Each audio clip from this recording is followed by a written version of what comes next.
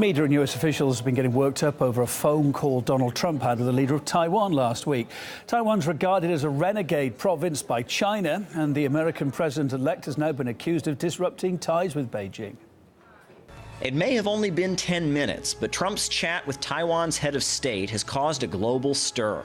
Taiwan is the island where anti-communists fled after the 1949 revolution, sort of like Cubans in Miami. When the USA and China started getting along in the 1970s, American diplomats started walking a kind of tightrope when it came to the so-called Republic of China headquartered on the island.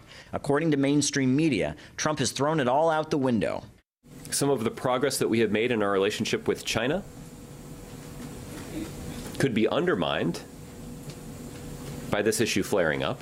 I do think there's a value, obviously, on having at least the recommendations. So everything between the USA and China was just peachy until Trump came along and messed it up, right?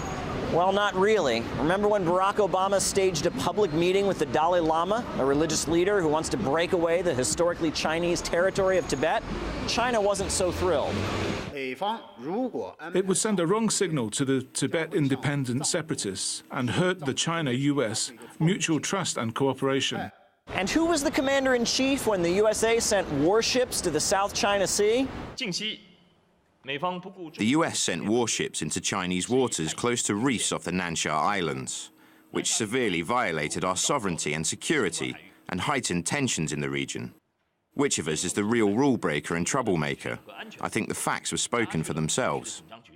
Sure, the USA hasn't been acknowledging Taiwan, but we've sold them billions of dollars worth of weapons. Between the administrations of Jimmy Carter and George Bush, the USA sold $24 billion worth of arms to this government we officially don't recognize. Under Obama, a massive $14 billion in weapons at the same time that a virulently anti-mainland party got elected. So with all this tension, is Trump really shaking up the world and reversing things with China? Mr. Trump has accepted calls from dozens of leaders around the world of congratulations, so I don't really understand why people are getting too excited about that.